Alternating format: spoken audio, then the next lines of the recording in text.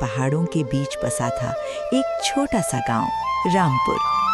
यहाँ रहता था मेहनती किसान रामू काका अपने परिवार के साथ। एक सुबह रामू काका आसमान की ओर देखते हुए बोले, हे भगवान, इस बार अच्छी बारिश हो जाए। अचानक आसमान में काले बादल छा गए और शुरू हो गई झमाझम बारिश। गांव के बच्चे नाचने लगे, खेतों में हरियाली छा गई, सब खुश थे। लेकिन कुछ ही दिनों बाद सूरज की तेज गर्मी ने सब सुखा दिया। रामू काका चिंतित हो गए। तभी छोटे मोहन ने कहा, हे भगवान, इस बार अच्छी बारिश हो जाए।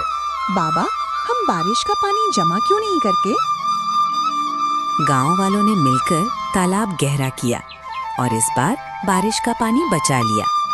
धीरे धीरे खेत फिर से हरे हो गए और गांव में खुशहाली। सिर्फ किस्मत नहीं, समझदारी